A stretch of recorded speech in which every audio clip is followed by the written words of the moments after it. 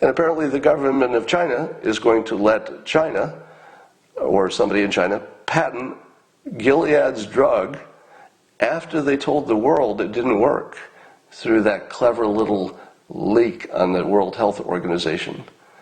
Do you see how bad this is?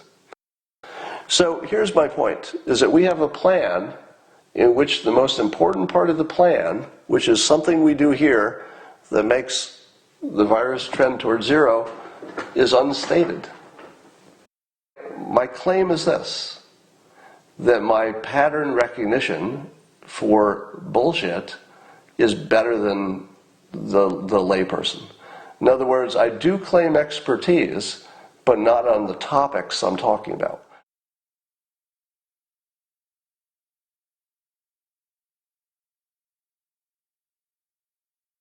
So China's puppet, you could say bitch, but China's puppet, the World Health Organization, they, quote, accidentally published some negative data on the drug remdesivir.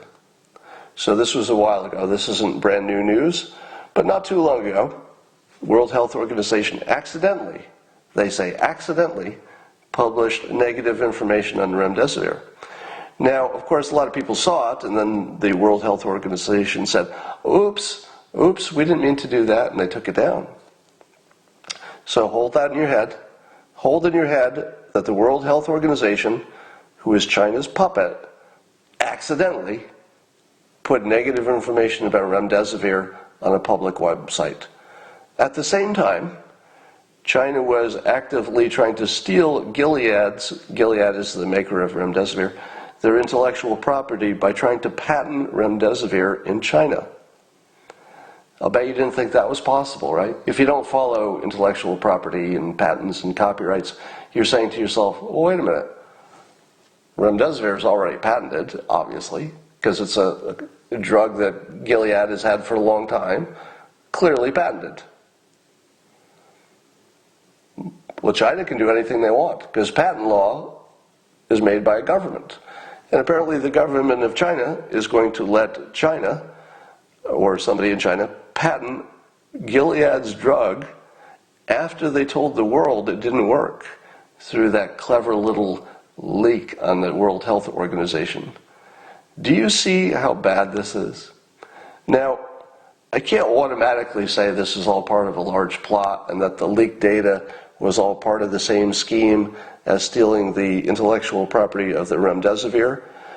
But given our recent experience with China, I think you have to assume it's at least likely. It's probably more likely than not, given recent experience. You can't know for sure, but I'd say more likely than not. Can we do business with a country that would lie to us about a promising drug that could cause 100,000 deaths in this country because we didn't have the right information, if it works, at the same time that they're actively stealing the intellectual property for the drug? Can you do business with that country? No. No, you cannot. You cannot do business with that country. So I think we need to kick out every student, Chinese student in this country, who's in any kind of a STEM job especially, because mostly they're the elite's children, and they really, really do care about getting an education in the United States for status, etc., but also for stealing our stuff. The Chinese students over here are stealing stuff. So I think we should ship them all back. And this will blow your mind. All right, this is what we're looking to do. This is not drawn to scale, right? So the deaths were going to go up in the United States, and they would have kept going up except for the mitigation, we say. That should flatten it. Some people say it's not because of the social distancing. Maybe it just would have done that on its own. I don't think that's supportable, but that's what people say. And then at some point, I don't know when, maybe 21 or something, it's supposed to drift down towards zero. Now that's our plan, right? Wouldn't you say? Would you say that this represents our plan? Except, how does that happen? Now you're saying to yourself, oh, Scott, that happens because of the herd immunity. To which I say, no, it doesn't. Not really. Because if you get all the way to 2021, you're going to have hundreds of thousands of deaths before you get to herd immunity. So you need somebody to answer this question.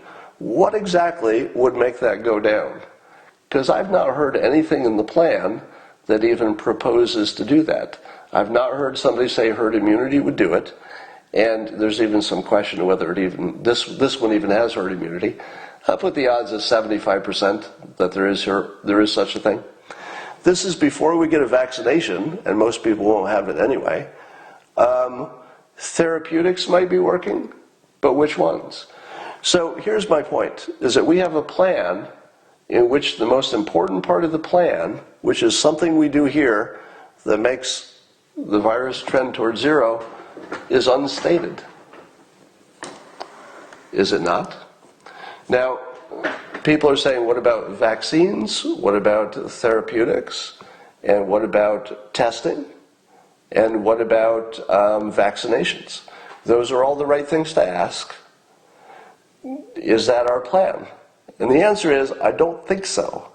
So, if you can get some expert to answer this question and say, okay, what exactly is driving it down? Because at our current rate of testing, we'll never get there. It looks like we're never going to be anywhere close to having enough tests. Yeah, I don't think we'll ever get there. And if we did get there, how often would you have to test each person? I don't know.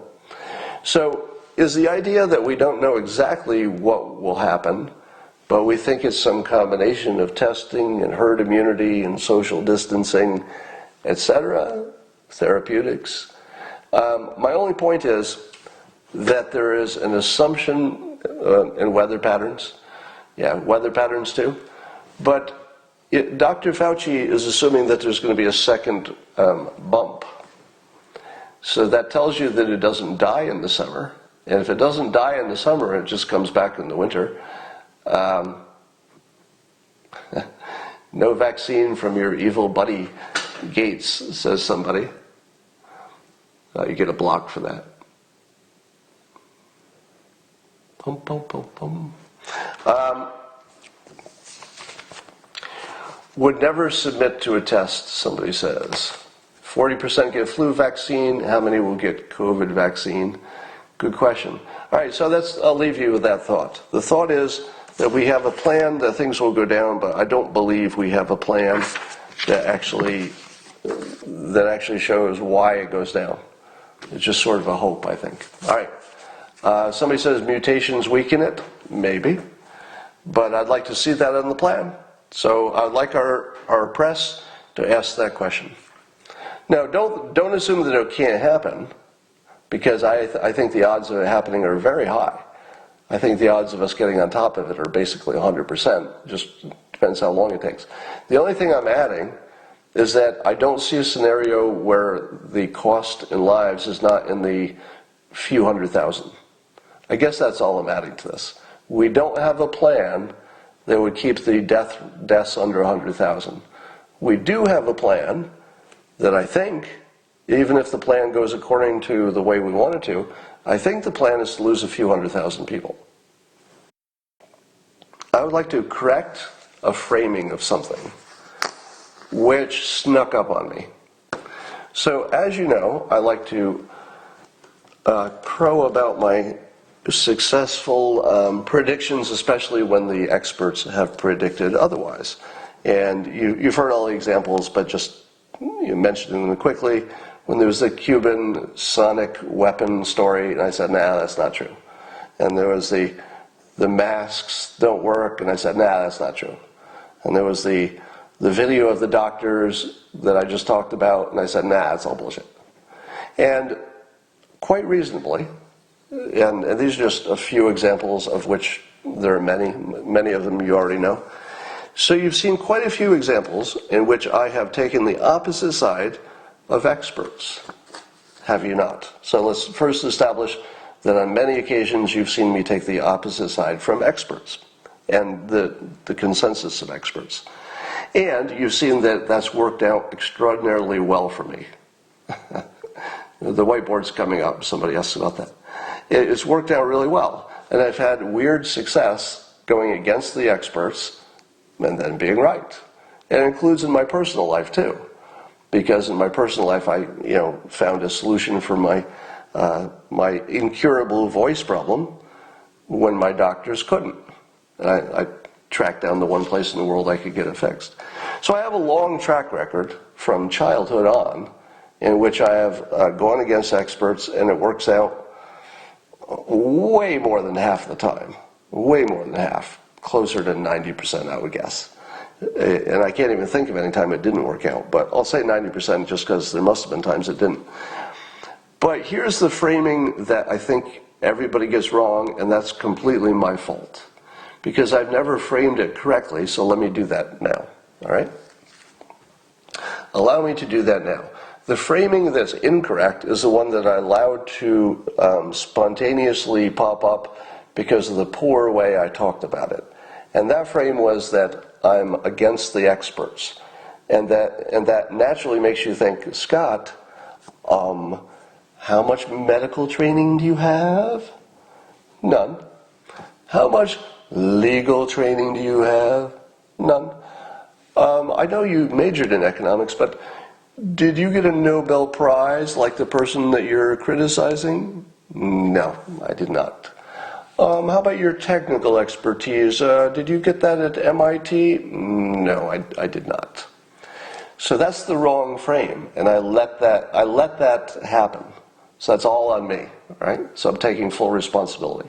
Here's the frame I should have presented from the start. I'm an expert. I'm an expert. But I'm a special kind of expert because of my studies of persuasion, etc., because of my experience, which is fairly broad in terms of my talent stack. I've been in a lot of places, seen a lot of things from finance to you name it. And my claim is this, that my pattern recognition for bullshit is better than the layperson. In other words, I do claim expertise, but not on the topics I'm talking about. I don't claim medical expertise. I don't even claim financial expertise, and I could probably. I could. But I don't even claim that. I claim that I have a special skill, and other people do too. I'm not the one person who can do this. But there are people who have similar skills that I do, who can detect bullshit from other experts. And I should have always framed it that way. Because when I was looking at the doctors, I was not saying to myself, oh, doctors, you got it wrong. This is what you should prescribe. Because that would be me being an expert. I didn't say I could be a better expert than the doctors. I was just saying I'm listening to them, and my filter is going, my bullshit filter is just going crazy. I don't think I've ever had more flashing lights for bullshit than I did when I was looking at those doctors. Now here's the interesting part. There's a book called Blink by Malcolm Gladwell. And he talks about the fact, I don't know if this has been debunked, but it makes a good story anyway. He talks about the fact that experts make decisions before they know why. And the example given is that an art expert can often identify a fake, a painting by the masters, but it's a fake one. They can usually identify it right away, but they don't know why. In other words, the answer comes first, and then they have to say, and the reason it's a fake is because, and then they think about it and I don't know, maybe it's because the brush stroke over here looks different, or he never, he was born before the iPhones. No, that's a bad example. so there couldn't be an iPhone sitting on the table. But anyway, the experts know something's wrong before they know why. I would argue that I have that same sensation. So when I looked at the doctors, I knew it was bullshit before I knew why. And that's part of the reason that when people said, give me the reasons, I was demurring. I can give you a reason, but it's sort of an after-the-fact reason. It's me like the art expert saying, okay, I already told you it's bullshit, but now I guess I got to give you a reason why. Well, I guess it's that brushstroke thing right there. So you should judge me that way. So the way I would like to be judged is not that I'm an expert or pretending to be an expert, because I'm not, and overruling experts. I'm simply my own expert at identifying bullshit. That's it. Likewise, when I look at climate change, I'm not a scientist, but I can tell that the odds that the scientists got the temperature part right, that there's something happening with CO2 and temperature, I can't guarantee that's right. But if I had to look at the pattern of my life and the odds and how many ways they've looked at it and measured it and how long they've been correcting it, I would say they're probably right on the temperature part, but not the models. To say that the prediction models are accurate is just crazy. There's no such thing as that. They might tell you that there's something you should think about, and they do, but they don't tell you what the temperature is going to be in 80 years. That's not a thing. So my bullshit filter on climate change says, can't be sure about the temperature part, more likely true than not, but it doesn't mean that we're doomed, because that's in the models. That part's ridiculous. Could be doomed, maybe not doomed, but using those models to determine it is ridiculous, in my opinion. All right. Because in large part because they can't predict human achievement and human ingenuity and any changes that happen. You know, which climate models predicted that the pandemic would remove pollution in 3 months? You know, it's not going to make a difference in the long run, but there's so many things that the model can't consider.